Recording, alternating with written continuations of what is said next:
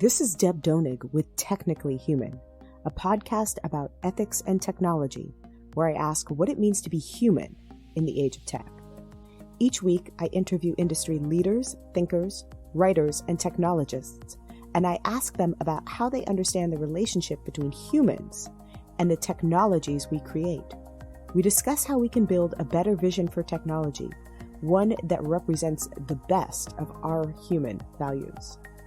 In this episode of the show, I talk with Jared Maslin about what it means to have privacy on the internet. We talk about the difference between privacy and secrecy, the benefits and limitations of GDPR, and the possibility of privacy regulation coming to the United States. And we explore the biggest challenges facing data privacy today.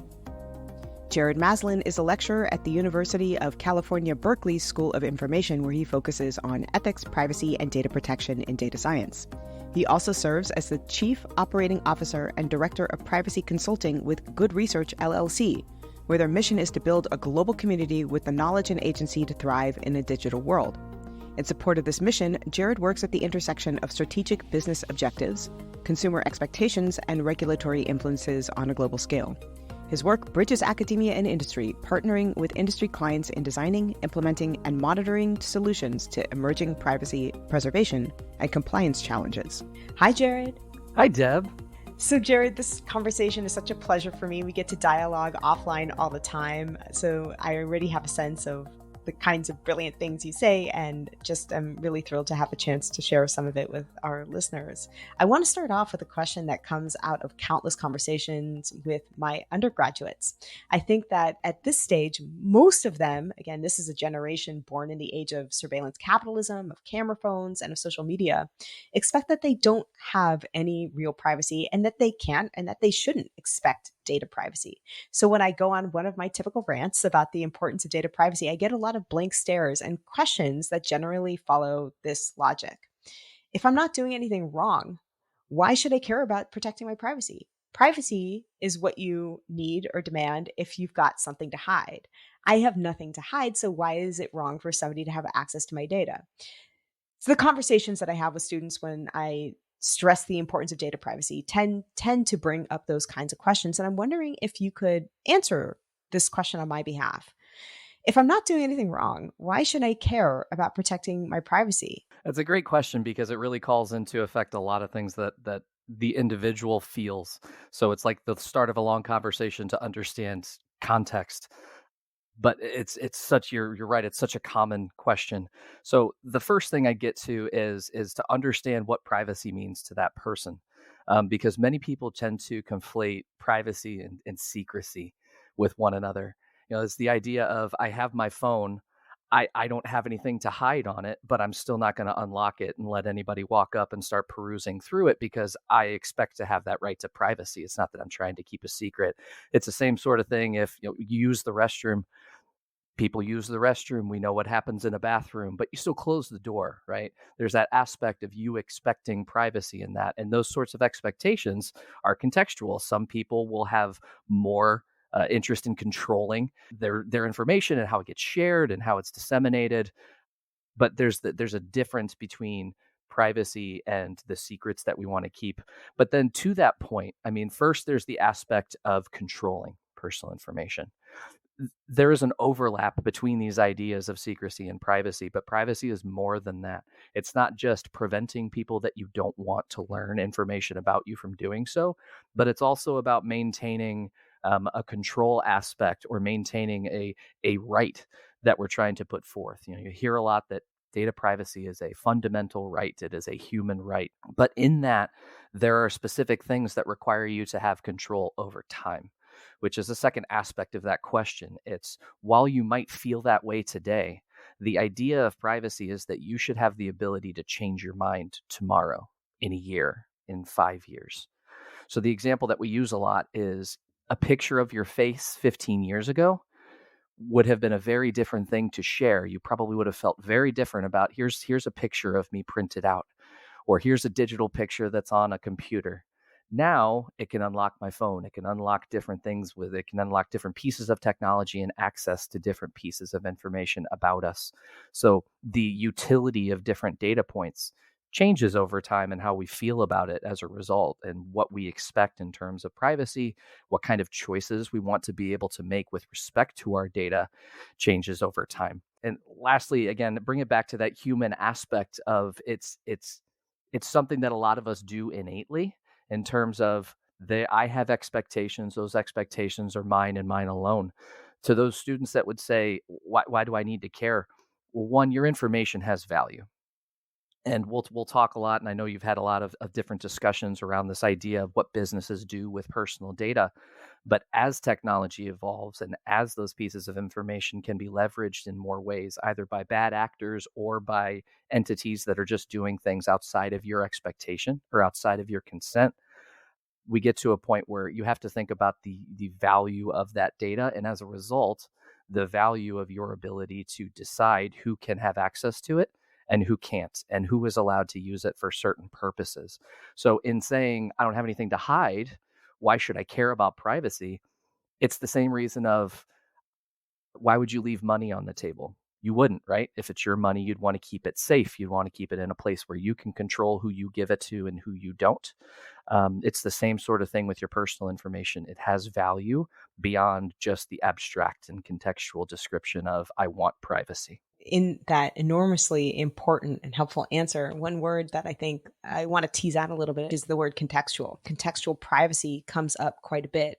And if I could be a little bit adversarial to go back to my undergraduate students, one of the things that they might suggest is that given contextual privacy, which I'm going to define, and you can add or challenge this definition as you see fit, the idea that what we understand to be private changes depending on our context. So, for example, I might not leave money out on a table in a restaurant or at the Graduate Student Union on Berkeley's campus. I might leave money out on the table in my house. I might leave money out at the club that I go to where I know everybody else is a member. I might even leave money out on the table at my gym Equinox because I believe that everybody else there has more money than I do. I'm but a humble humanities professor in a world of people who earn a lot of money in technology. So that idea of contextual privacy really goes back to the idea that our expectations about privacy change depending on the context. And one argument, again, a little bit adversarial to what you're saying, is that contextually right now, we have entered an arena and a time where our expectation is that we don't have privacy. The expectation is built in over a series of business decisions that have been taken as granted or self-evident, in which our data is expected to be part of our transaction as a user agreement to be on a platform or to use a site. Contextual privacy has also very much changed because we're so used to the idea that we generate content for social media companies ourselves. We put those pictures up ourselves, and then those pictures become the property of that social media platform. Now, whereas as in your example, maybe 15, 20 years ago, I would have a picture and it would be an object and I would have discretion and governance over who had access to it. And I would accept that as the premise for the privacy around access to that image. In today's world, the expectation is that if I have an image and I share it with anybody, it could be anywhere and everywhere, right? So I wonder if you could explicate a little bit more of the terms of what we're calling contextual privacy and maybe some of the challenges of understanding contextual privacy given some of the things that we have naturalized as not private, right? Or have come to expect other people to be able to access, including people in companies. Yes, that's a great question, Deb, because it requires us to pull back and to think about the different hats we wear in a day, the different personas that we embody in a given day or in a given scenario. So the first piece, in using that term contextual, I have to recognize the work of Helen Nissenbaum, who coined that phrase contextual integrity into the mainstream. This idea that individuals have differing expectations due to differences in the scenario. So the example that I tend to use is the idea of going to a doctor's office for a doctor's appointment versus going to the bank. Now, if we imagine a world in which banks aren't on our phones, let's say we're going to a physical office for the sake of consistency and comparing. If I go to the doctor's office, I expect I'm going to give my insurance card, maybe my driver's license. I'm going to fill out some forms. I'll go into the doctor's room. Maybe a nurse or practitioner comes in, takes my blood pressure, my height, my weight. If right there they stopped and said, "What's your bank account number?" right? You'd make a sideways face. You'd probably say, do I need to leave? Like, you tell me yours first, right? That's a very odd question because of what we expect about the context of going to the doctor. If we then pivot that and say, if you walked up to a bank teller's desk and they said, what medications are you on right now? You'd have an equally strange face, right? That's just not what we expect to be doing. So it gets to a lot of the cultural ingraining that makes global privacy so difficult to handle, because we want to have a silver bullet. We want to have that panacea that we can apply as the consistent answer to all things of what people expect. When in reality, dealing in the field of global data privacy requires you to break these things down to be able to make them personalized enough that individuals can have that choice for themselves. And I know that you've spoken with many different folks on the podcast about ideas of human-centric design or user-centered design and user-centered systems.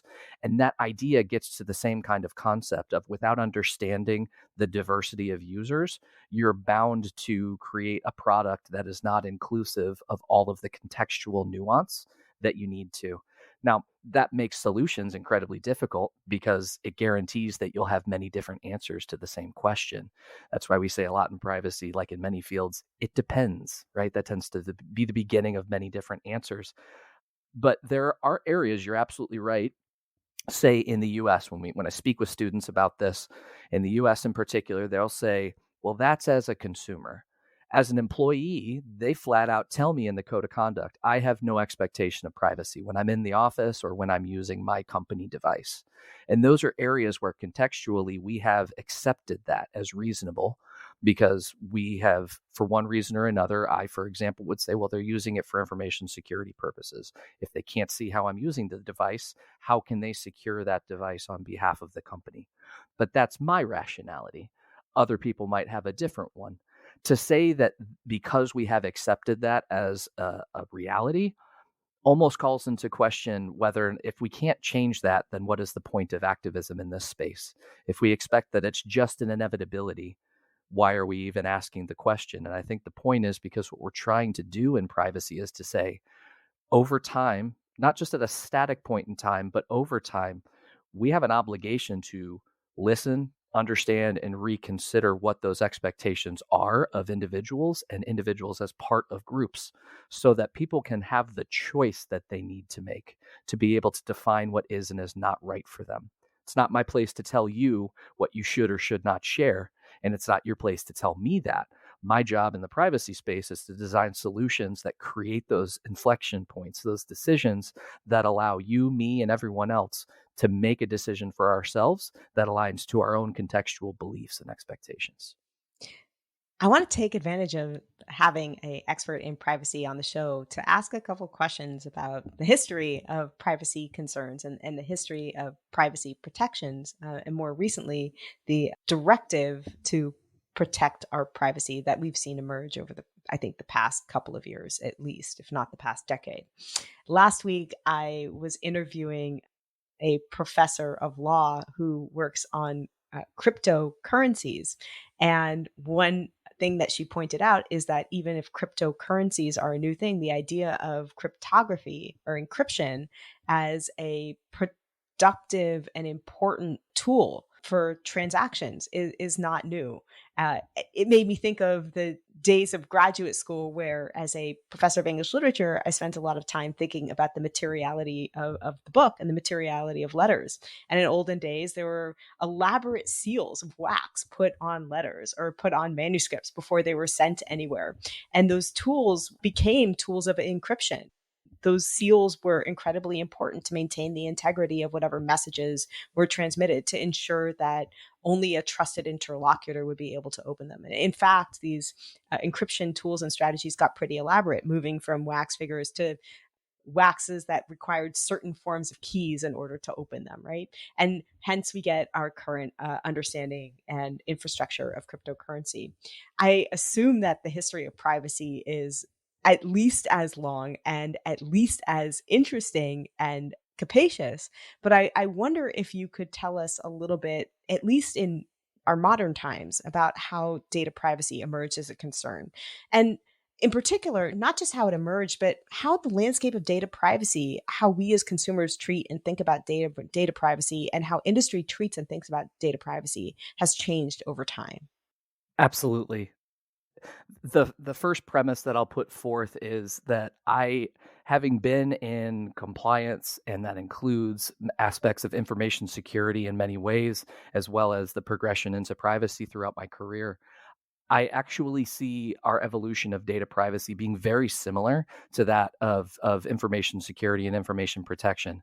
It really, I'll describe it as privacy feels like InfoSec's younger sibling. Just to clarify for listeners, when he says InfoSec's younger sibling, this is not a explicit reference to sexuality. It's info security.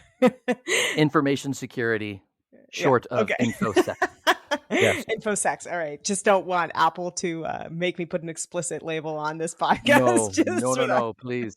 When I see the conversations that we have with users, and the conversations that regulators are having, and the conversations that businesses are having, and all the decisions that those individual parties are making, it follows a very similar trend, just maybe 10 to 15 years in a delay. The corollary there is the way that businesses talk about it. Maybe 10 years ago, it was seen much as it's a nice to have. It's a good thing. I'd like to have that, but I don't have to. What law forces me to do this sort of thing?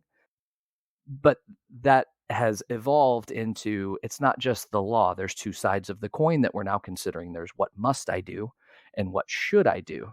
And that's where we kind of introduce this contextual aspect. But the field of privacy itself is obviously much, much longer than the last decade. And you can check it all the way back to arguments of the U.S. Constitution, including aspects of privacy in the First, Third, Fourth, and Fifth Amendments, albeit not mentioned explicitly. There's arguments made that it was at least in heart there. You get to the FTC becoming a body and being established in the United States in 1914, I think. And you get to this then expansion of the idea of protecting sealed mail, like you talked about. So protecting sealed mail wasn't long after the creation of the FTC. And then you get to, I know near and dear to your heart, the kind of Orwellian thought process in the 40s. 1984 was written in 1948. And then the establishment of this idea by the United Nations of a Declaration of Human Rights in that same year. So all of these concepts have been around for over a century, and they've really just evolved in terms of how ubiquitous they are in everyday interactions. So the more technology we have, the easier it is for us to share information. And that includes not just companies getting information, it includes you and me on this podcast right now. We're using a third-party platform to record these things. We are enlisting the services of a third party to record the audio that we have on this discussion. That isn't necessarily the same, but if we go back 20 years ago, are we recording phone calls? If so, who are we sharing that information with? Are we trusting the phone company to only record when we know that they're recording? So as we think about the evolution of technology with its increasing rate and its increasing complexity, and really its integration with our modern day, how we get through the day, whether it's how we plan breakfast, lunch, and dinner, how we communicate with our loved ones and our families, how we do our jobs as professionals in either a remote or in-person environment, and how we handle everyday responsibilities. The ubiquity of technology has made it such that these things are deeply ingrained into what we do. And that gets to the point where it was no longer a self-regulatory space, because we saw a lot of that in the 80s and then the 90s and even into the 2000s, where at best it was a corporate responsibility sort of thing. It was a do the right thing, but without forcing. So even up to the days of GDPR going into place in, say, May of 2018, I had clients that would say, until there's a law that forces me, I'm not going to do anything.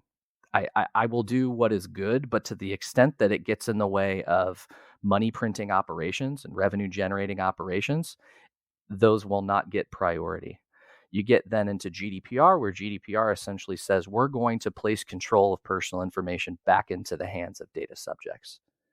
That kind of term, that kind of way of thinking may have been culturally understood in the EU, but in the US was still kind of a foreign idea. And in other places around the globe, varied amounts of alignment with that thought process. And now we see US state-based regulation still lacking federal regulation outside of, say, deceptive practices in the FTC Act. Outside of that, largely no omnibus law or comprehensive law, if you will, at the federal level. We have states putting stakes in the ground and saying, here's what California feels, here's what Virginia feels, here's what Colorado feels. And businesses are saying, this is so complex, what do I have to do? But it continues to get complex for consumers because it is innately part of our behavior as individuals and interacting and communicating and just fulfilling our daily responsibilities, be it personally or professionally. So I want to push on this idea of what you're talking about in terms of roughly what I call regulation versus corporate governance.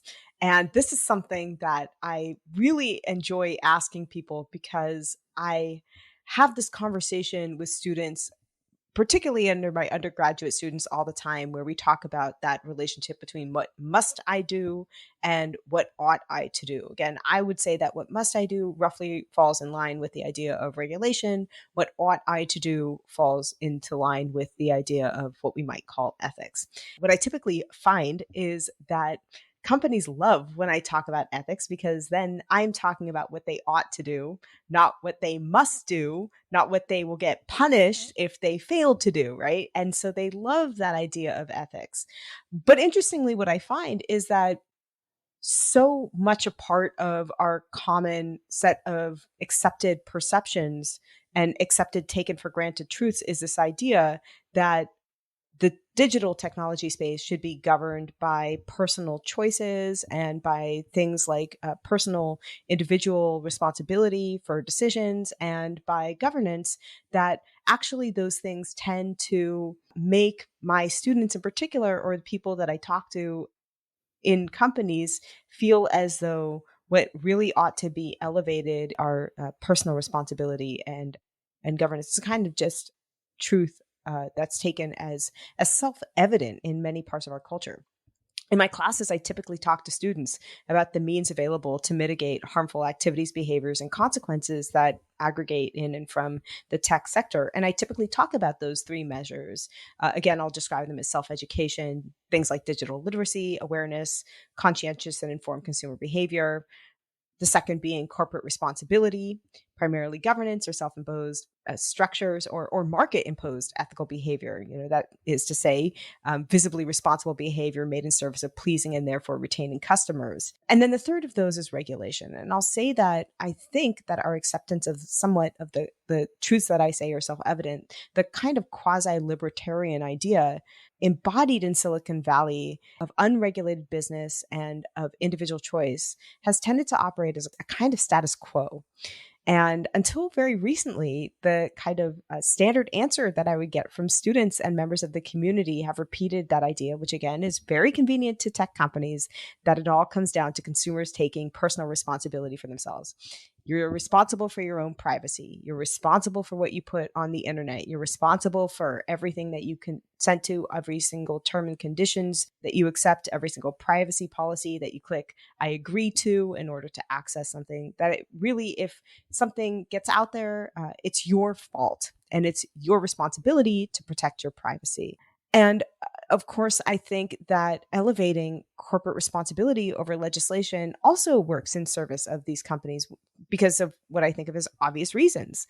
It doesn't impose any punishment for bad action, as I said. It rather gives companies a fair amount of leeway to choose whether they voluntarily want to protect community privacy rather than, as I said, punishment if they don't. So I probably already showed my cards here about where I think that I would like to see policy go. And it would probably surprise no one to learn that I lean fairly favorably onto the idea of more reasonable regulation. But even at that, I still admit the limitations of regulation and the importance of internal governance structures and consumer behavior.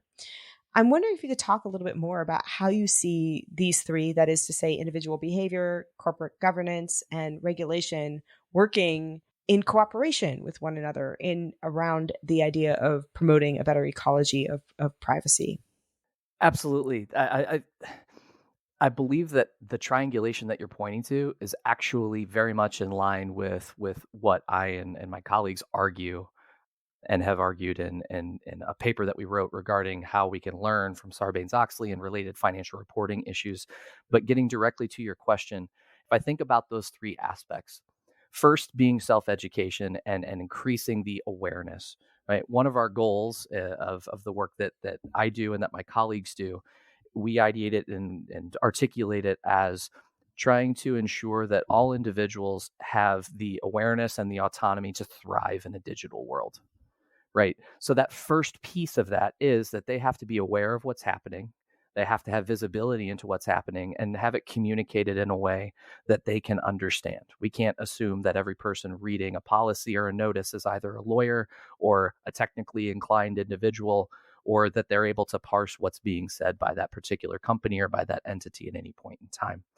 But the self-education piece is first how companies can show individuals what's happening so that they can start to understand then when they are communicating what they do, this is what it means for you, consumer, or for you, data subject. I do think that the responsibility is both on the companies and on supporting government or oversight bodies to provide those sorts of resources. So you're getting to this point of burden. If we want to say that individuals have the burden to make sure that they know what they're agreeing to know that when they click I agree, they understand what they agree to because it's their own choice, then they have to be provided the information not to provide just consent, but informed consent. Without it, consent is just a checkbox. It's not really consent unless it's informed. And self-education, in order to self-educate, materials have to be made available to me as an individual. So there's that bridge, that gap that needs to be bridged in terms of individuals who want to learn so that they can be aware and make choices for themselves on an informed level, and then the businesses and the entities who have practices that they need to communicate. Without that bridge, then we're asking consumers to do something that's nearly impossible, or at least would require some degree of a crystal ball or intense under the covers understanding of what that business is and how it operates. In either case, that gap can be, in my opinion, too far to bridge without partnership from businesses or entities that are handling data. That's on the self-education side. Then you get to the corporate responsibility side. So in self-education, we have businesses and entities saying, here's what we do with data.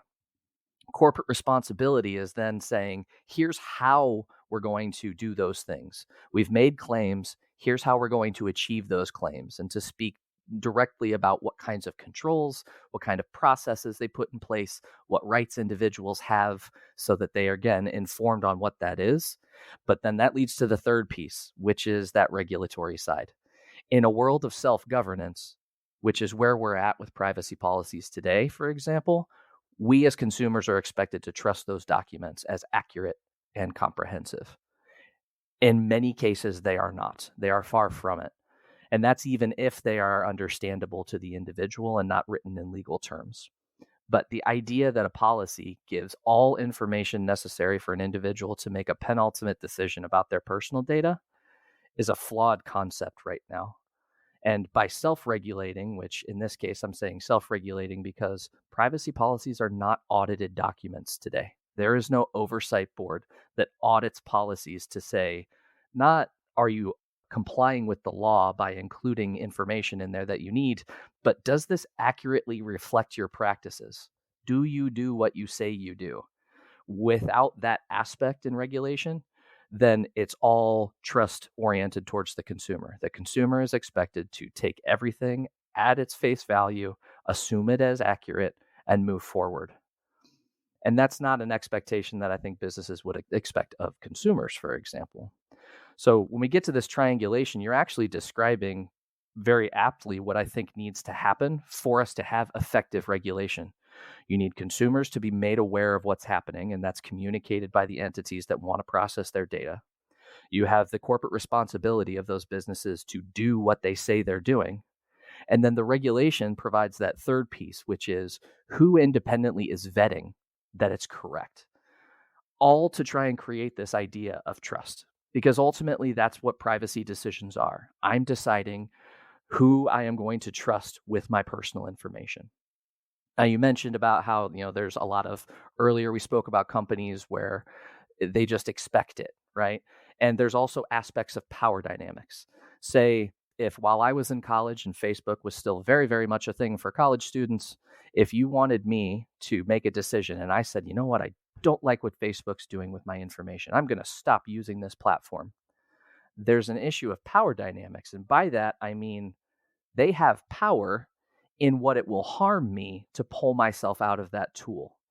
At that particular time, if you wanted to network with individuals, Facebook was the thing. That was the tool. So if you pulled yourself off Facebook, it's almost like pulling yourself out of your social group. So our ability to just say, I don't like what you're doing, company, and we see this very, very heavily in the technology industry, that kind of decision is not necessarily possible. So we also have to acknowledge the aspects of power dynamics that almost gets into an antitrust kind of discussion. Do individuals actually have the choice that we're saying they do? Or is that choice going to harm them in ways that we're not considering, so that they don't really have that actual choice? But I love that triangulation between self-education to say what you do, corporate responsibility to actually do it, and then regulation to ensure you do. Right. I mean, I think of Zoom, for example. You and I conduct our classes over Zoom. A student could say, I reject Zoom's privacy policy. But then how would they take classes at UC Berkeley, right? In the iSchool, the Master's in Data Science program? If you opt out, then certainly you have the opportunity to do so. But the consequences of that are severe, including you lose out on certain opportunities. You're isolated from certain groups. I guess I have a question about privacy policies writ large. And maybe before we get into that question, we could talk a little bit about privacy policies as a category and as a document. I think that for listeners outside of a group of the audience who works specifically in data privacy or an adjacent area, or that's taken our course on data science and human values at Berkeley, where I know you don't let anybody get out of the class without a comprehensive understanding of all things privacy policy related. Outside of that group of people, privacy policies might be those pesky pop-ups that you have to click through impatiently before getting to the app that you're trying to use or the website that you're trying to open. And if we're talking about contextual integrity, I think we have to talk about the context in which people accept privacy policies, right? And accept terms and conditions. If I am outside of a Beyonce concert and I've spent $300 and I can only access my ticket by way of a certain app, and the concert's about to start, right? I'm reading that privacy policy in a moment where I'm impatient, where I have something to go to, and where I'm losing out on something that I very much want to do. So I'm very likely to just click the I accept box in there, if I need to stamp my initials on it and go through. So oftentimes privacy policies are taken, for example, right before you're set up to start taking your first class at Berkeley, and you need to use Zoom. And if you don't use Zoom, you're going to be marked absent in that first class. And that's the context in which you are accepting those particular terms and conditions. So I think it's important to think about that context. And I think it's important to think about what kind of power or what kind of agency people have in the moment where they are reading those privacy policies, as well as what kind of digital literacy they have or what kind of privacy literacy they have to understand what they're agreeing to. So, in terms of privacy policies, and given all of this, what do privacy policies offer or protect against in a best case scenario? Are these protections for consumers, or are they protections for companies in terms of companies enlisting what potential harms or risks or things that you're agreeing to so that they protect themselves against, possible suits or claims of encroachment, for example, or misuse of data? So, what do privacy policies actually offer? What do they protect against? And what do they protect against in a best case, good faith scenario, as well as a more cynical one, as I've outlined? What are the limitations of these policies in preventing bad actors from causing harm or taking advantage of consumers? Yeah. So deep question. Allow me to dive in deeply, if I may. So the concept of privacy policies address a lot of different compliance obligations. And by compliance obligations, I mean there are a lot of different laws In the US alone, but globally, there are a lot of different laws, both for countries, for regions, and for individual US states within the United States that do already require some kind of privacy policy. It won't always be called a privacy policy. Sometimes it's called a privacy notice. Sometimes it's called a privacy terms of service. Sometimes it's just called terms of service or terms of use. And they embed privacy terms within those documents. They come by many names and they come in many shapes and forms, which is one of the many difficulties with the current state of privacy policies, which is when you open one, you have no idea what to expect. But if I back up and say, what's the intended purpose of a policy from the perspective of what a regulation would say or what a regulator would argue? I think that can be best said as it's a way to provide information that is critical to the data subject, whether it's a consumer, it's a patient in a health environment, it's a student at a university, it's an employee at a company. Whoever that data subject is, the policy is intended to provide information necessary for that data subject to make an informed decision about their practices as it involves personal information. So it's all to say, before you use a tool, before a company can process your personal data, this policy is intended to give you the information necessary to make a decision for yourself. Now, fast forward to how these policies actually exist today. They do not exist in a form that allows you and me as consumers or you and me as data subjects more broadly to know enough about the business to make a truly informed decision. Now, why is that? Because regulations generally are not prescriptive about, one, the format and organization of policies, and two, between different countries and different states in the United States, you have different sets of requirements about what needs to be provided. If you were to go to a global company that operates out of the United States today, you'd see probably an EU UK policy. You'd see one specific to maybe the state of California. You'd probably see a global one. You might even see a default one that doesn't really say what the scoping is. And all of those sorts of differentiations make it such that it's not doing what you hope it's doing. Easily and clearly and unambiguously providing the information you need to make a decision about your data. Second piece is it calls into question the paradox of transparency, which loosely suggests that you get to a point of diminishing returns where the more words in a policy, the less likely a user is to be able to, one, read it all and finish it without losing interest, and two, really understand it. So there's this delicate balance between too little and too much information. What that leads to is companies of a very complex nature trying to condense as much as possible into very specific phrases. So when we review privacy policies in our course and when we look at them professionally, we can't take words at face value. Things like we seek to or we strive to, those words aren't used for color. Those words are used for culpability or for commitment purposes, right? When you say we seek to, that's a nice way of saying we're not guaranteeing that we do, but we try. So that kind of aspect of when we're reading privacy policies, it points to this idea that consumers can't trust what it says. And I'm not saying that companies do things maliciously. You have a company, whether it's the size of Google or it's the size of a startup with 10 employees. Both of those companies, if falling into scope of a privacy law that requires a policy of them, they are being asked to create a document that is long enough to explain everything they do with personal information in that area, but short enough that you and I as consumers without a legal degree or a technical background can understand it. That's without prescription of what it needs to look like, how it needs to be organized, has made privacy policies the Wild West. If you go, and my colleagues and I are in the middle of a process right now where we are assessing and performing what we call kind of pressure testing on privacy policies. How much can we prove about a policy and how much are things that a company is just saying but can't be proven without, say, an internal audit? We can't even get to that yet because what we're finding is between profits, nonprofits, government entities, businesses of all sizes and industry, the format, the location, how you get to policies, how they're worded, the organization of them within the document, they're drastically different. So you're desperately searching for some kind of standardization that regulations have not put into place. There is no standard, this is what a privacy policy should look like. And again, that wasn't done out of negligence. It was done out of trying to make it easier for businesses to comply. But in making it that non-prescriptive, you've also made it such that consumers aren't able to get the value that was intended from the get-go. So if you look at a policy today, I challenge you to go in there for your employer and look at it and say, as an employee, what do I agree to?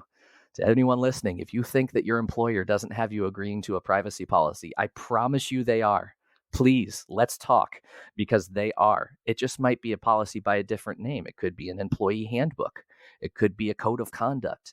There are privacy things that you are agreeing to as an employee, no different than as a consumer who walks into a brick and mortar store, or a consumer that opens a mobile app, or goes to a website to buy something. You are agreeing to something. So right now, in its current state, policies are not delivering on its commitment, which was intended to be providing you and I as data subjects with the information we need to make a choice for ourselves. Instead, they are treated as check the box compliance documents. And that's not to say companies are doing it wrong. That's how regulation has formed it. What are some of those words that we should watch out for? What are some of those flags that show up for you when you look at a privacy policy and wonder whether or not the company can actually prove what it's claiming to do, or that the company is trying to be evasive about something? You mentioned we seek to or we strive to. What other red flags or words that you would want to flag? Sure, absolutely. So there's a lot of different aspects to it. When I teach students how to read these policies, I often caution both trying to start with a startup of the smallest, but still in scope for these regulations, kind of size of an operation, as well as the biggest of the big, the Googles, the Apples, the Amazons, because both of those two ends of the spectrum have unique complexities. When you're reading a startup's policy, if it exists, it was probably copied from another thing, probably written just by a single legal counsel and reviewed by one, maybe two people inside the company. So you're getting something that started from a template and maybe only was made specific in a couple of areas, because that's what they have to do for compliance purposes. When you go to the far end of the spectrum and you look at a Google or an Amazon, you're looking at something that has been through so many iterations and through hundreds, if not thousands, of individual wordsmiths, individuals of legal background, of technical background, of business background, who have had some kind of input or say into what it says. That interpreting the language requires you to read into every phrase. So it's very difficult to start there. So I always recommend starting somewhere in the middle in terms of a company's maturity and their privacy journey. But getting back to your question, what to look for.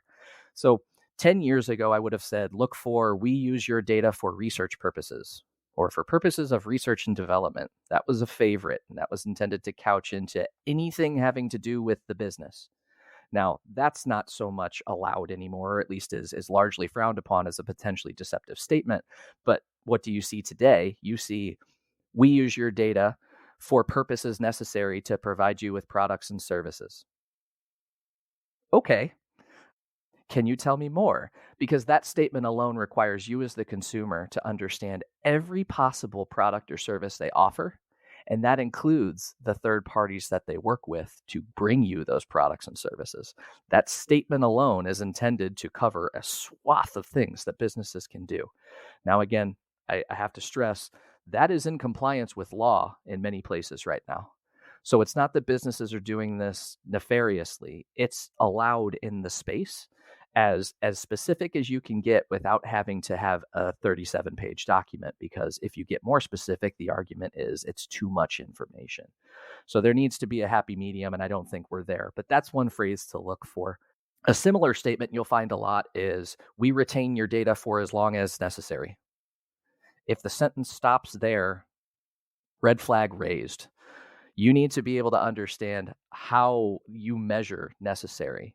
If they say it's only as necessary to fulfill things you ask of us, well, at least the consumer can say, if I buy something from you, I can think to myself how long that means you're going to keep it. You need to keep banking information to process payment, but not any longer. You need to keep receipts and information about the purchase for tax reporting reasons, which might mean maybe 6 or 7 years after the point of purchase, because you could be audited by a governmental body. So you can at least start to theorize. Whereas the more generic the term, the more we're asking of the consumer to just know how that business operates and to know what they mean without saying what they mean. So those are a few things. It's really around the statements of how they use it and then how long they're going to retain it. Another big flag is discussion right now, and this was a big challenge with the CCPA, or the California Consumer Privacy Act, around selling and now sharing of information. California's definition of data selling included some attributes that were not exchange of data for money. It had aspects of other materials of considerable value, which could include things like strengthening a business relationship that could be considered selling. But many businesses have taken a hardline approach in saying selling is monetary exchange. So when a business or website says, we do not sell your personal information, CCPA kind of made that an acceptable thing. Now what you're seeing is we do not sell, but we may share your information. Selling and sharing are being put together. So when you're reading policies and you're looking at how they disseminate data or who they share data with, selling and sharing should go hand in hand for you. Consider those two things to be very similar, because there is no business on the planet that does not share data. It absolutely has to happen. Just like this podcast we're on, we are sharing information with Zencastr as our platform. We need to acknowledge that, and you and I get to make decisions for ourselves as to whether or not we consent to being recorded, knowing the third party you're using. So when you're looking at those policies, do they tell you who they share it with? Or do they just say various marketing companies? Well, if it's one I've heard of, maybe I'm okay with it. If it's one I've never heard of with one employee, maybe I'd really rather not. That kind of specificity is necessary for you to make those decisions. So it's when you see those generalized statements that make you stop and say, well, what does that mean? Those are really those areas where I encourage you to stop, pause, red flag. What does this mean for me? Ultimately, you may say, that's fine. I don't know what it means, and I'm okay with that.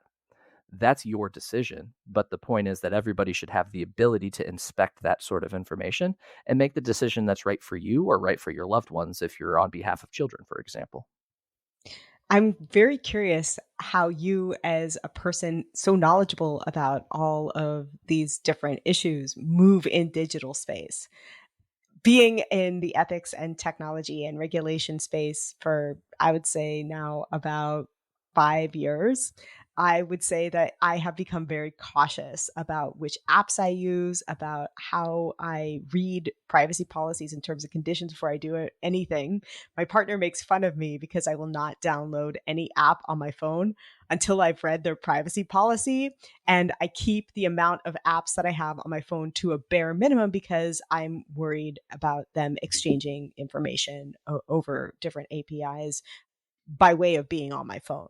And so, for example, we'll go hiking and I'll wonder what kind of flower it is or what kind of tree it is that is on the trail. And he says, there's an app that you can download where you can point your phone at the flower or at the tree and it will decipher the image and give you information. Are you so worried that big flower is going to be accessing your information? Right. And I'm like, kind of. I mean, it's a kind of, fantastical example, but kind of, yeah.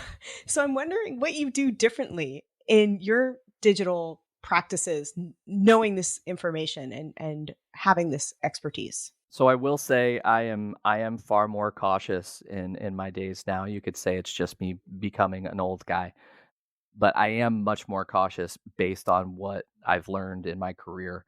But it's not necessarily at individual companies or very specific pieces of information. It's more to the knowledge of how data aggregation works at scale.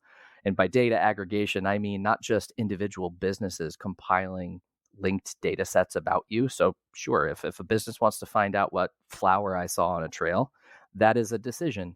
I'm less concerned about the flower for me, and I'm more concerned about what other pieces of information are attached to that kind of transaction that can tell the recipient more about me, and then Right. eventually will be appended to a larger profile. So, for example, when you use that app, does it take your IP address? Does it take your geolocation?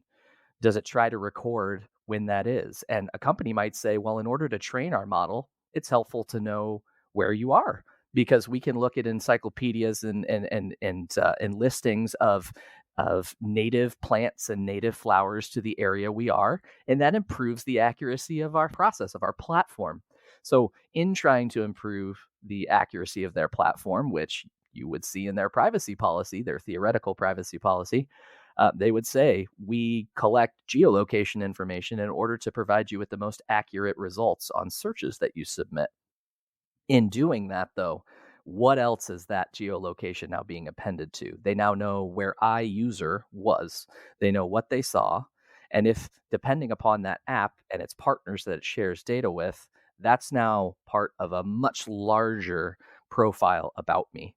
So that might be something that's considered a little bit less, if they want to find out my favorite color, sure, maybe I'm okay with that.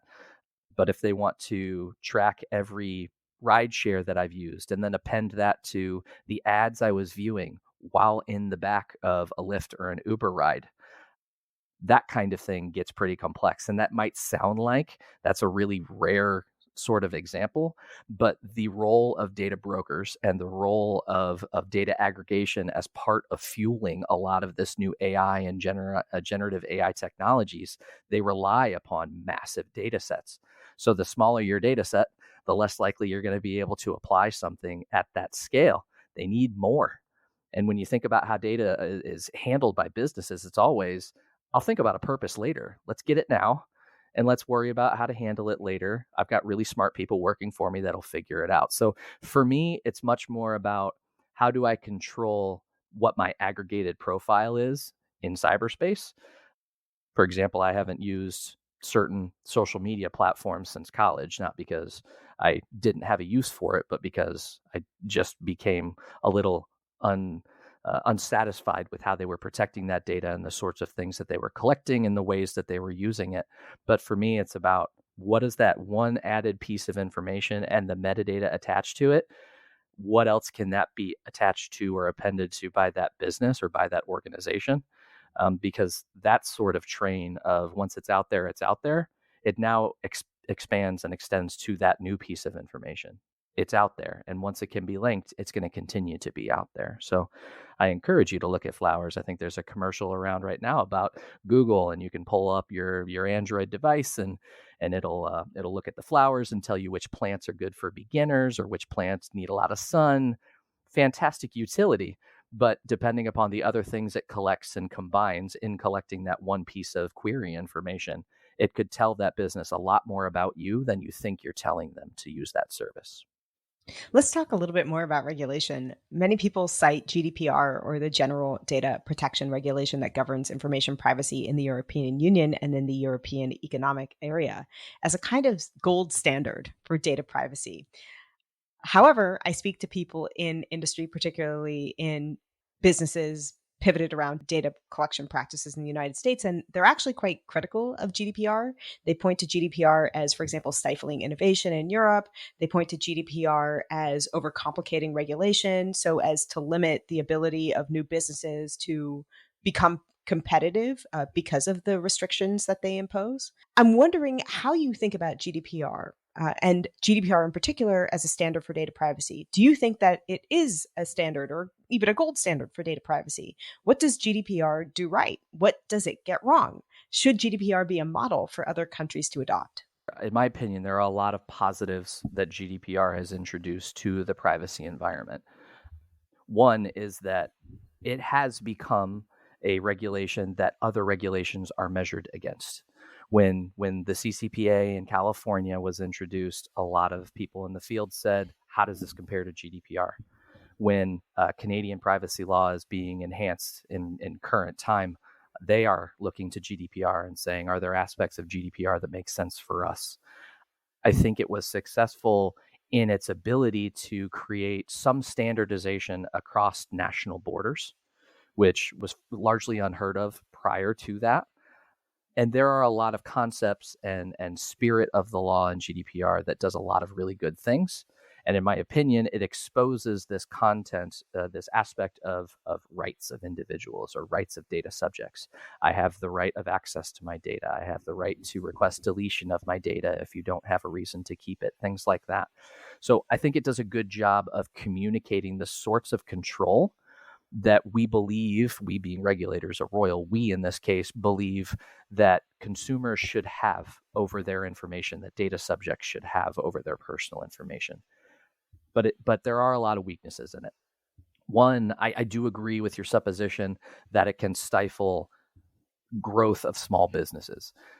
There is not, say, GDPR light and a GDPR heavy or 2.0 that once you get to a certain size, you now have to get to this new tier. You're either in scope or you're not.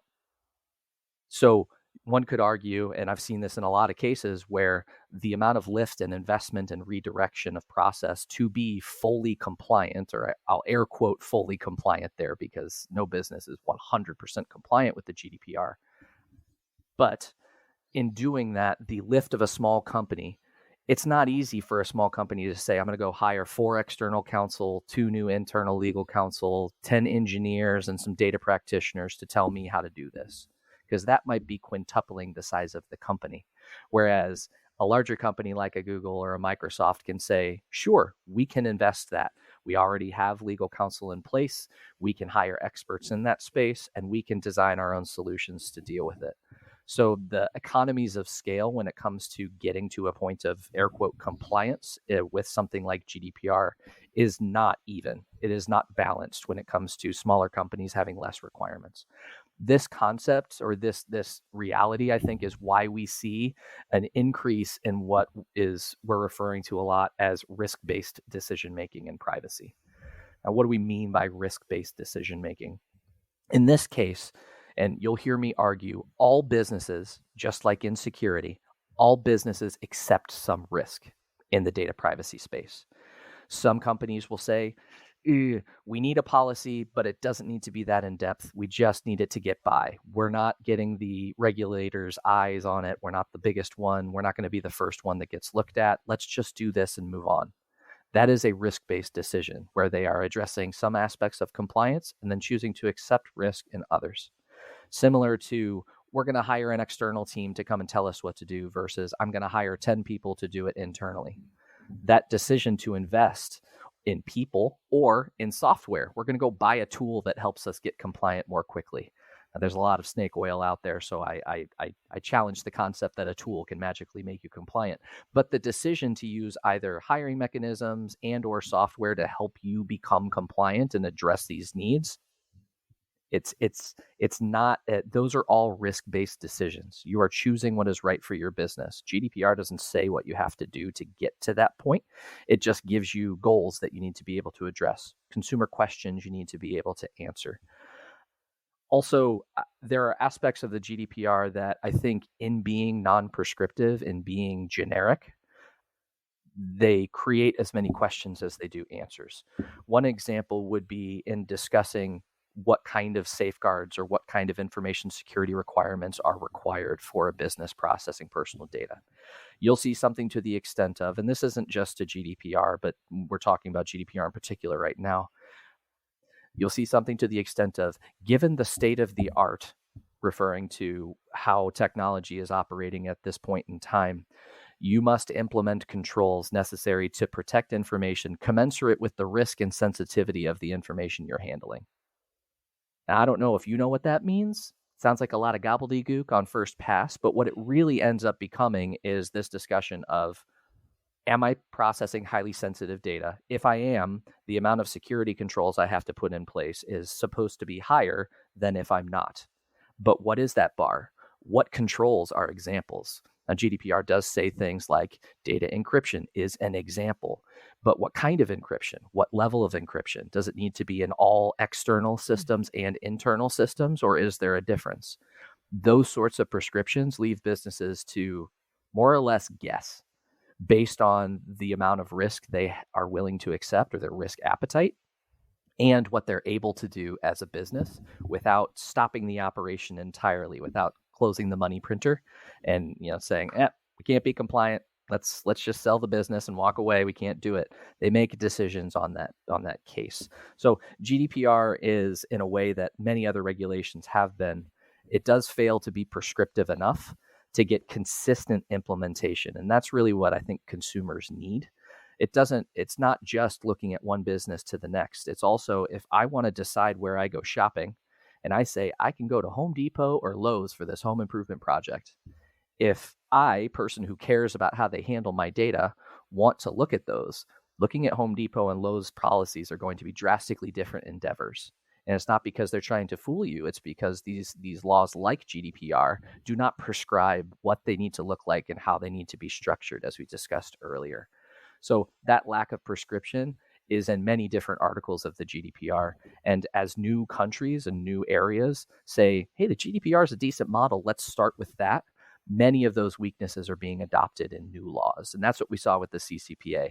Many things in California were adopted in a very similar way as to the way that they were in GDPR. And that's a trend that you see in many countries outside the North American region as well. Well, I wanted to talk a little bit more now that we've spent some time on GDPR, thinking about the United States, not just on a state level, but on a federal level or on a national level. The Biden administration has recently signaled what I think is a renewed interest in government regulation around digital technologies, broadly speaking. The executive order on AI, I think, signaled to the companies, but also to the public, that the administration is taking a very different stance than, for example, it did during the Obama administration when we saw the last kind of digital revolution, right? Many people are saying that right now we're in the middle of a new digital revolution, mobilized and amplified by things like generative AI. I'm wondering if you think that this executive order in particular, or the Biden administration's stance toward regulation when it comes to digital technologies, indicates to you that we might move towards something GDPR-like in the United States. Would the United States, in your view, ever adopt a GDPR-like act of regulations? Could it work here? Why or why not? Yeah, so I'll start with the could we have something at that national level? When I'm working with, and as I've been working with clients over the last half decade, and states, California and beyond, have come up with their own NIBIS privacy laws, or comprehensive privacy laws, meaning it addresses many different rights of individuals and requirements. It's not specific to, say, data breaches. Starting with California and beyond, a lot of my clients start with this idea of, do I have enough exposure to that state to just have a state practice and then for everywhere else? So I had companies that would say, can I have a California specific set of data policies and then everything else is my general default practice? Like, okay, maybe. The flip side of that would be to say, governing by most stringent rule, or by least privilege, if you will, where you take the most stringent requirements of any applicable law and you say, I got to do that across my entire practice. When it's just one state, most clients would say, no. And I'm talking about US based companies as opposed to companies that are global, because of course the growth in the United States is not like it's these laws exist in many different countries across the globe outside of just the GDPR and the EU. So it's not that the US is ahead of anybody else. In fact, I argue that we're a little bit behind in terms of our regulation of this space. But back to your question, it becomes death by a thousand cuts, which is companies are saying, I've got a California process, I've got a Colorado process, I've got a Virginia process. Now in the future, I'm going to have an Indiana and an Iowa and an Oregon and a Montana. There are 12 states now that either have signed omnibus privacy laws or in effect comprehensive privacy laws that are either in effect now or will be in the coming years and have been signed into that state law. So if you imagine a business trying to say, I operate in the US nationwide, am I going to implement 12 different state level practices? I mean, that's insanity. It can't be done. It can't be managed at that scale. So businesses are then forced to say, how are we going to have a standardized approach that gets to as many of these requirements, if not all, as possible, but can be consistent across how we work? So when I think of, well, it's 12 now, next year, will it be 20, 25? We'd be killing businesses to say, operate on 50 different standards. It just doesn't work at that scale and complexity across data infrastructure. So the first question of, can that sort of thing work in the United States? I think it is a far better solution than state level laws, because businesses are feeling the pain from having so many different versions of the rule to refer to. These state laws, while they have overlap, all have their unique idiosyncrasies that make it special. And every single one that goes into place is yet another headache for companies to say, what do we need to change? What can we keep? And do we just need to accept that we're not going to be fully in compliance or not, which some businesses do. Now getting to the point of do we see that sort of thing moving forward, specifically with the executive order around AI? I will say some of the federal discussion, and I won't get into the state of the U.S. Congress. I'll stay away from that. All things being equal, there, the state of the privacy discussion has ceded a little bit of the floor to AI in particular, and to issues of generative AI. And I understand why that is, but they're not necessarily paired directly, as AI issues and privacy issues are the same and need to be dealt with together. And I think that makes sense, but it has forced some privacy discussion, specifically the in discussion or in debate American data protection law that has been posed on the floor of Congress. Could that sort of thing work? Absolutely. But my biggest problem with any sort of law is enforcement. If you think about how state laws work right now, in most cases, there is no private right of action. So me as a consumer, I'm not allowed to sue a company directly because of that under a state law. I have to work with, say, my state's attorneys general. In relying upon the attorney general of a state, which does not have an office of thousands of lawyers and investigators, trying to govern all personal data processing companies that fall into scope of their law, it's absolutely untenable. So when we look at the press and you see, Google's fined again in the EU, or Microsoft gets fined for this, or Facebook was fined by the FTC for that in the United States, it can feel like those large companies are the only ones that do things that transgress privacy law. But that's actually not the case. We just don't have an oversight body and an enforcement body that is structured and staffed to be able to attack this problem.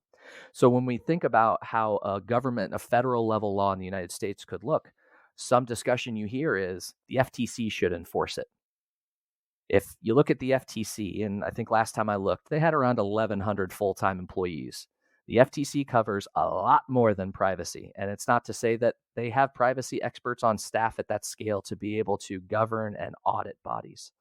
That gets to the concept of the paper I mentioned earlier about learning from our past and taking aspects of Sarbanes-Oxley, which was to reconvene trust in investors in financial reporting, taking the same idea of creating a government side oversight body and then having independent third-party auditors, which on the SOX side, you'll have your Deloitte, your Ernst & Young, your KPMG, those sorts of companies.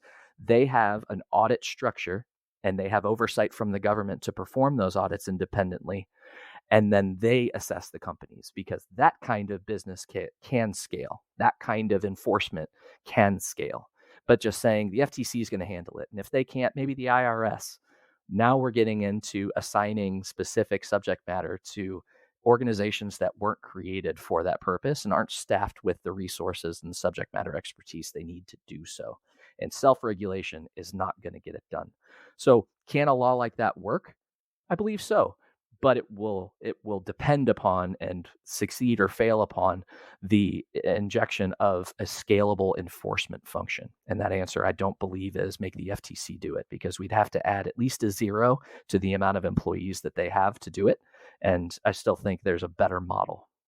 Other than big flower, again, I'm being hyperbolic here, or big plant, what keeps you up at night? What are the biggest challenges facing data privacy today?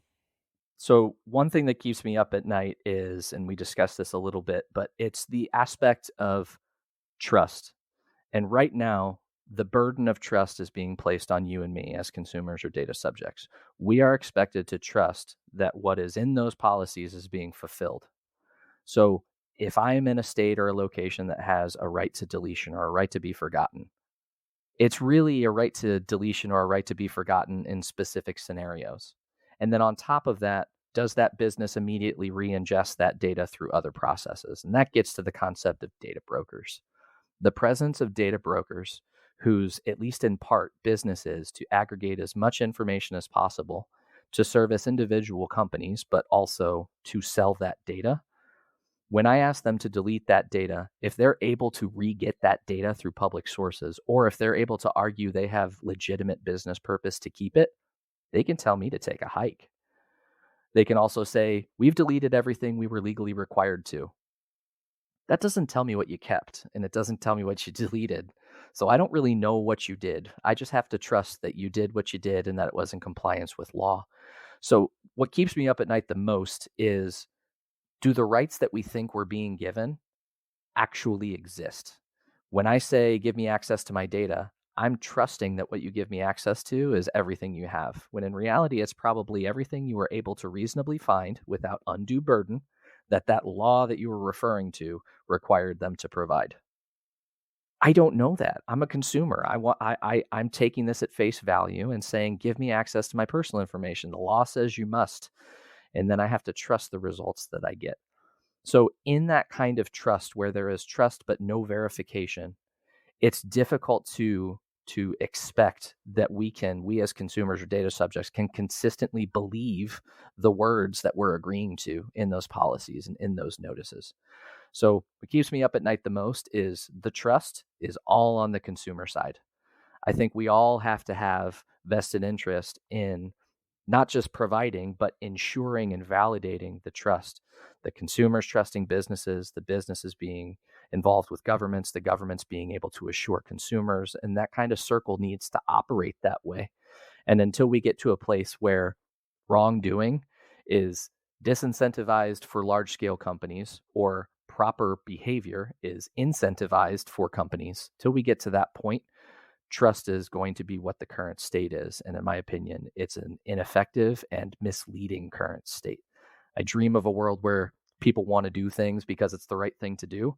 But I also recognize there's a corporate aspect to this. There's a capitalist aspect to this that needs to be recognized. So it also needs to be a matter of risk-based, based on the amount of things you're handling, how you're handling it, the sensitivity of the data, being more thoughtful about the requirements that we apply to businesses, so that instead of everyone trying to do something differently at different scales and expecting consumers to just know, it needs to be more explicit for them. And then it needs to be validated by third parties. Until we get to that validation, it's all trust, and it's all on this side of the table. I think we have time for one last question. You and I both teach at UC Berkeley School of Information in the graduate data science program. And over the conversations that we've had about your teaching and dialoguing with your students and teaching a class with you, I have a sense of what you stress for students who take the course on data science and human values. But I thought I'd put you to the test and ask you directly to compress a semester's worth of seminars into a soundbite. What would you want students who take your classes to know or understand or be aware of when it comes to data privacy? What would you want to tell them or have them remember when they leave your classes? Absolutely. It's a great question, because the early portions of the course can feel like it's almost like a righteous outrage. We want to show how the field has come to be so important and the harms that can come to pass. And one thing we get a lot is that feeling of helplessness. I have students that will say, I can't control my data anymore. There's nothing I can do about it. What do I do? The biggest thing that you can take away is that we all play distinct roles, and in many cases, we play multiple roles in this process. For our students in the data science program, the products, the services, the data infrastructure, and the algorithms they design, they have an influence into how they design it. They can embed privacy best practices into the work that they do. Engineers building things, they can build those things into that process. It's the same sort of thing with the security side. It's not just the obligation of information security professionals. It's everyone's responsibility. And if you're a consumer and you're feeling helpless, there are things you can do. There are places you can go to learn about what businesses are doing, not just what they're saying, but what they're doing. There are resources for you to learn more about what governments can allow you to do. What are your rights? But it's that we have a much more material impact as individuals than we think we do. And while power dynamics in the past may have prevented the ability to band together and say, no, we as a community are going to force change, we can do that now. And we're seeing that with individual companies. I know a prior episode mentioned how Twitter is now, seen as in shambles, and it's something that parents don't want their kids to use. That wasn't always the opinion, right? You had the same thing with Instagram, where they considered doing Instagram for kids, and then that was, put on the table for many reasons. We do, as individuals and as groups of individuals, have more influence than we think, and feeling helpless is something that I want to empower people to remove. It's a barrier to entry that doesn't actually exist. We can have that impact, and it's not just us as data subjects, it's also us as practitioners, whether we're in the soft sciences and the hard sciences, whether we're in businesses, in finance and support, or we're actually in the building and delivery of products and services. You have things that you can do. And my hope is that we can train individuals to think about those sorts of things so that we can all take that responsibility and we can all together create an environment in which we embed these things by default. Thank you very much, Jared. Thank you, Deb. And that's all for this season of Technical Human. We'll be back in a few weeks with brand new episodes of the show. Enjoy the holiday break. In the meantime, check out our archives. We have episodes that range across the broad intersection where ethics and tech meet. From a conversation about the future of lab-grown meat featuring Paul Shapiro, to a dialogue about race, medicine, and technology featuring Dr. Evelyn Hammonds, to a conversation about the ethics of the algorithm featuring Dr. Todd Presner, and to a conversation about sci-fi and Imagineering featuring Dr. Lisa Yazek. And don't forget to subscribe to the show. You can find us on Apple Podcasts, Google Podcasts, Spotify, or wherever you get your podcasts.